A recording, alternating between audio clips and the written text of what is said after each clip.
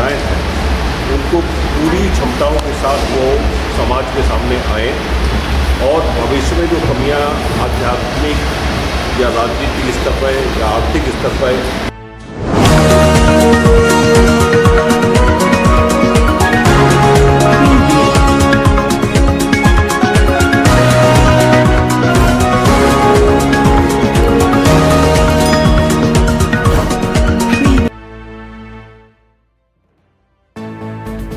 इस news channel पर जो भी वक्ता ने कहा वो उसकी अपनी राय है जिसकी पुष्टि नेशन न्यूज इंडिया नहीं करता। धन्यवाद।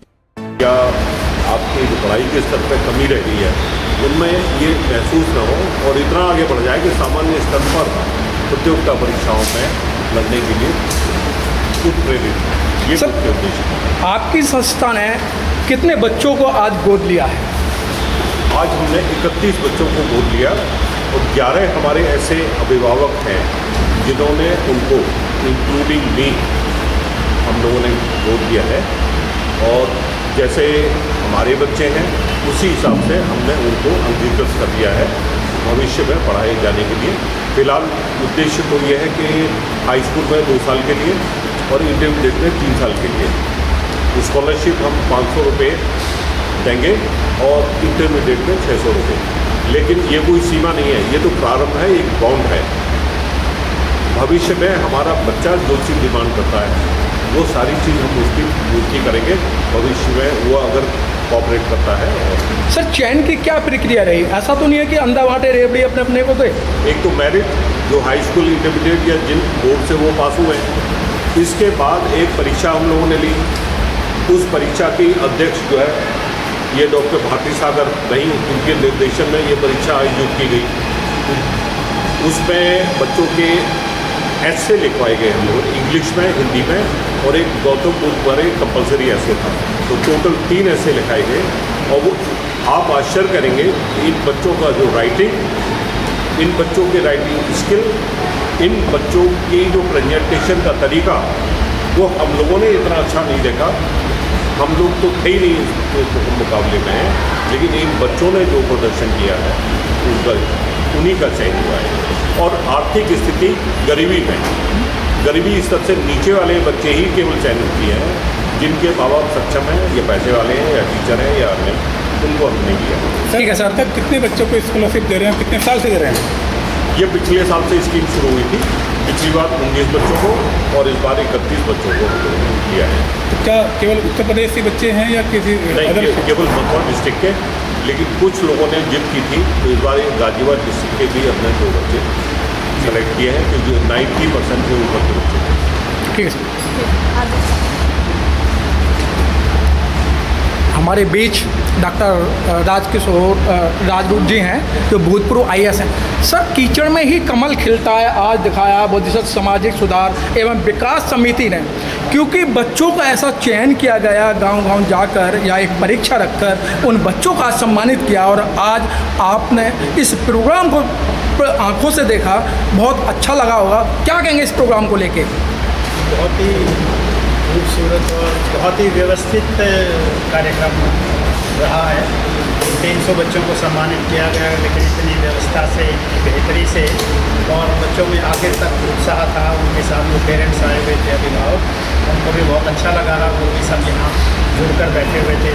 4-5 घंटे का समय हो गया है, अभी सभी अभी तक लास्ट तक भी बड़े उत्साह से बैठे हुए थे और हमने देखा कि बच्चों को इससे ज़रूर प्रेरणा मिली होगी, तभी वो इतने आराम से बैठे थे, हर चीज़ को सुन रहे थे, हर चीज़ को ग्रहण कर रहे थे।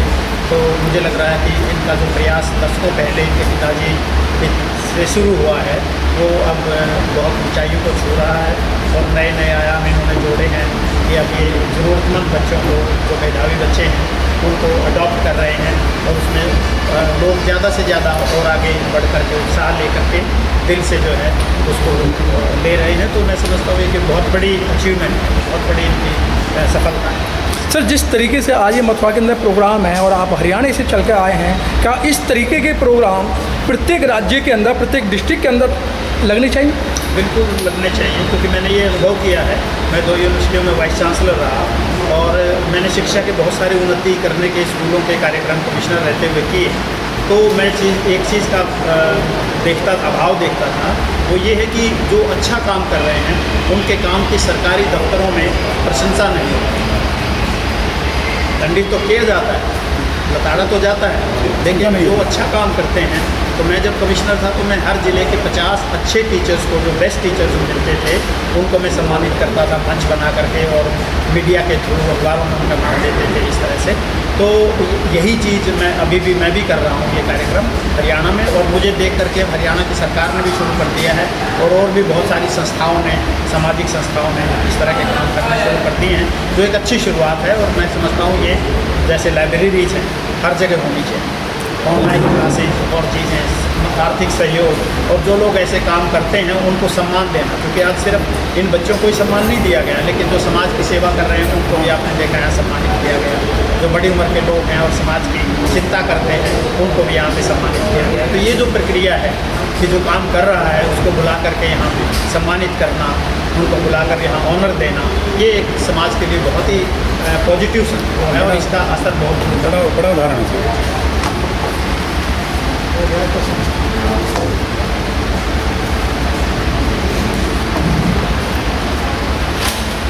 हमारे बीच एस के गौतम जी हैं, जो भूतपूर्व IPS हैं। सर, आप ये कहते हैं कि आम जनता में जाकर कानून आप अपने हाथ में मत लो, संविधान अपने हाथ में लो। सर, संविधान की जो पावर आपने बताई, उस संबंध में आप क्या कहेंगे, और इस प्रोग्राम को लेके क्या कहेंगे?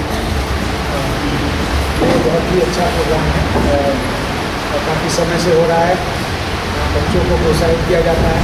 आमतौर पर हम देखते हैं कि बच्चे बहुत मेहनत करते हैं और इतना रिकग्निशन नहीं मिलता, तो यहाँ पर भी काम को रिकग्नाइज किया गया है, उनको इससे बड़ा प्रोत्साहन मिला है, उनके परिवार को प्रोत्साहन मिला है, और ये निश्चित रूप से बहुत ही सराहनीय कदम है।